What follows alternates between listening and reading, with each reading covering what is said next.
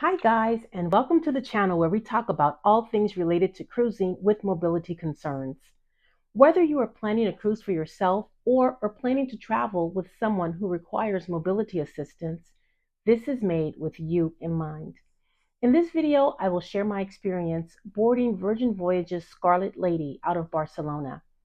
I will let you know how accessible I found the port, and stick around until the end to hear my top 3 tips for cruising from an international cruise port. Also, if you find this type of content helpful, please hit the like button and consider subscribing to my channel to help it grow. Okay, let's get into it.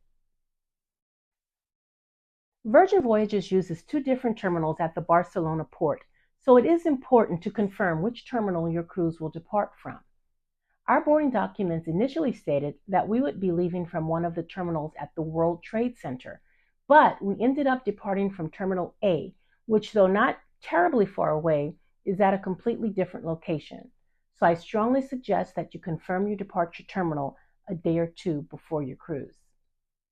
When you are dropped off at the terminal, the first thing you will do is drop off your luggage. Virgin does not issue luggage tags, so be prepared to give staff your name and cabin number. Be sure to keep your passport, medication, and anything else you think you might need before your checked luggage reaches your room. You will not need to print a paper boarding pass, but you will want to have your information handy on your phone. If you want to rent a scooter to use on your cruise, a well-known vendor is Scootaround.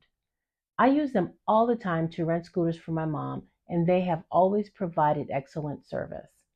You can make the reservation online, or you can call them if you prefer. You will need your cruise information, including your sail date and cabin number.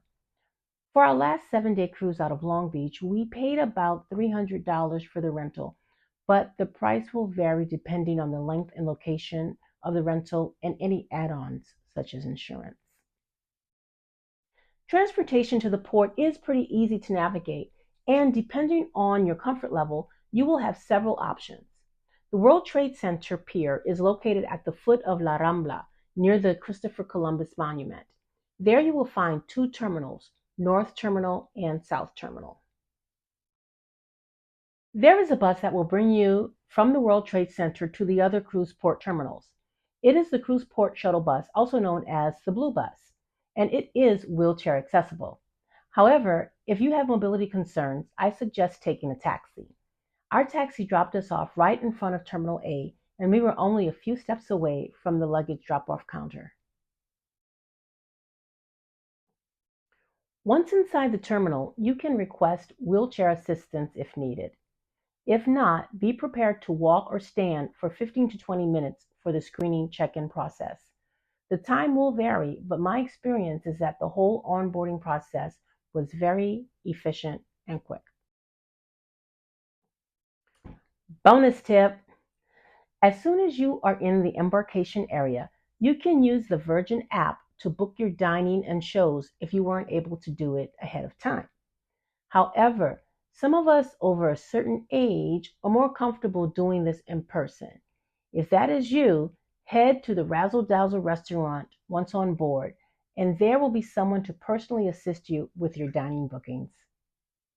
Tip number 1. If you are traveling from an international port, I strongly suggest arriving at least 1 to 2 days before embarkation.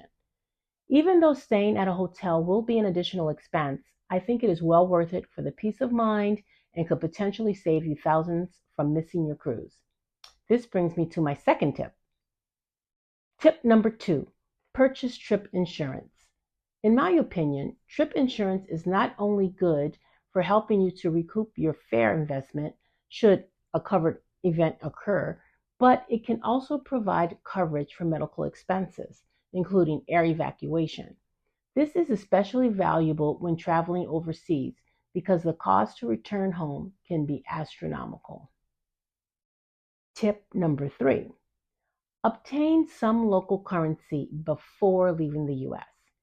Even though you will not need cash once on board the cruise ship, you are likely going to want to tip many people along the way. Having small bills in the local currency will come in handy. Also, when in port, you may want to shop with a small local vendor who may not accept credit cards, or sometimes you might prefer to use cash when not comfortable presenting your card for whatever reason.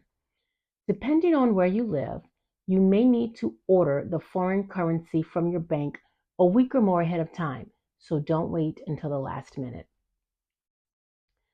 Overall, I found that the Port of Barcelona was accessible, and Virgin Voyages does an excellent job of accommodating cruisers and scooters.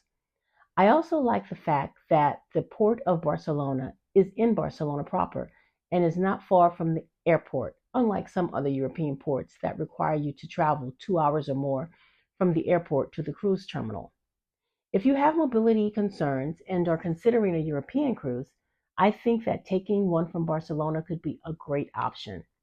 English is widely spoken, and I saw many people getting around with mobility aids. Thanks for watching.